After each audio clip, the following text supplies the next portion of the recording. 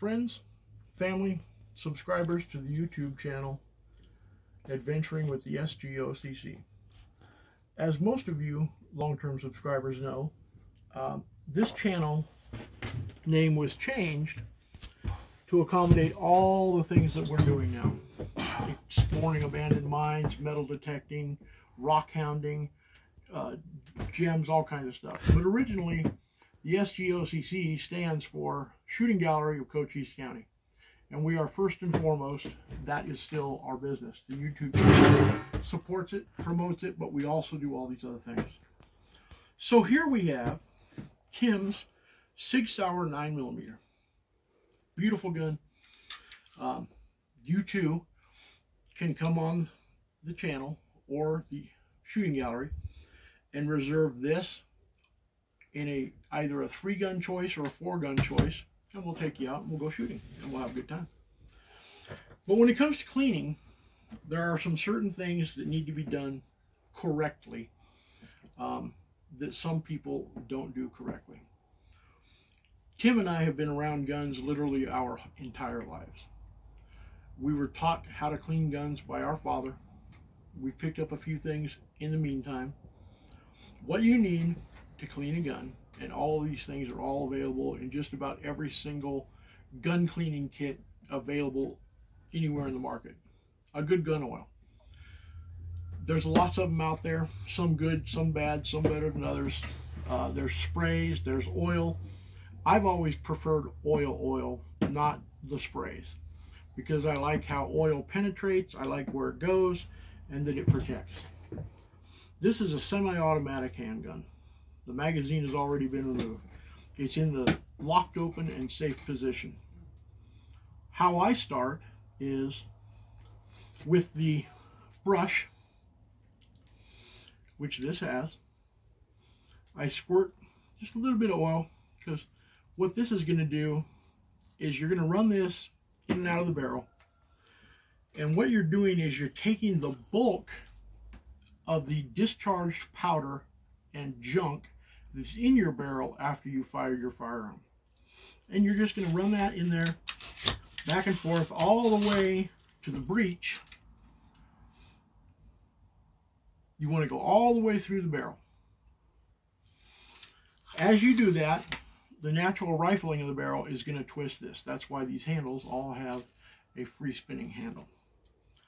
Back and forth a couple times. That's going to get a bulk of the material out. Then it's time to change the tip. These are sharp. They will get into your fingers. They will hurt. Don't be a baby. Then you change to the patch tool, and all it is a cotton patch. In a pinch out in the field, I've taken paper towels and cut them up. It does not necessarily have to be a cotton patch. It's preferable, but it doesn't have to be. If you look at the end where the patch goes, you can see a slot. That slot is where you insert the cotton patch in from the corner. Pull it in until you have half on one side, half on the other, like a butterfly. A couple of different ways to do this. Some people squirt oil in the barrel. I don't. You're going to have enough oil anyways. I squirt one side, generously but not stupidly. Spin it around a couple times, and then just like you did with the brush, move the cotton patch all the way in until it comes out through the breech. You want to do that a few times.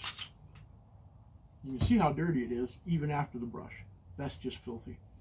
All of that, if you don't clean your firearm, just sits in there.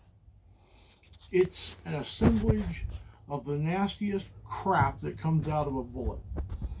It eats away at everything. It collects everything worse that you don't want in your gun. Clean your guns. I go a couple times. If it's that black, take the old patch out, I anticipated having to do it twice, so, and put a new patch in. It's just that easy. Patches are cheap. I think you can even get the replacement patches at Walmart, for crying out loud. There's an old adage, an ounce of prevention, or a pound of, I don't remember exactly how it goes. Anyways, get off your ass and clean your guns. After you clean it once, just through the barrel, new patch, new oil, clean it again. See the difference? Look at that. That's tremendous. After the brush, after the first patch. So what I usually do after this is I use Q-tips because they reach in better for me. I'm here at Tim's place, don't have any Q-tips. So you can take another patch, fold it up so it's like the end of a toothpick. And I use the end of the rod. This still is pretty clean on parts, so I'll add a little more oil. And there's places in and around the breech that you can't get to. Get in there with this. You want to get inside there and literally everything down into the handle where the magazine goes, around the back of the barrel, the breech, the trigger assembly, everything needs to be clean. And you can see it came out with a little more dirt because that's what happens when you fire a firearm. Your bullet discharges and all that stuff will get in and around all this, the barrel, the trigger assembly, everything. It all needs to be clean. This has already been cleaned twice, and I'm going to just run this through here without the benefit of the rod, and you'll see there's still dirt. There is still dirt that needs to be cleaned. You can't put this back in the gun safe dirty. It's just not a good idea. If you're going to have firearms, you got to keep them clean. You got to care for them, because the one day you absolutely positively need to reach for your gun and need it to work properly, it better be clean and it better work right. The only way that happens, friends, is cleaning your gun. Now, I clean the outside a little bit. Get in here. You want the residual oil to be everywhere you're not. Now, Tim has a gun case for this with his magazines and everything. Most of my guns, except for a few, just sit in my gun safes. All my long guns do not sit in cases. They sit in the safes.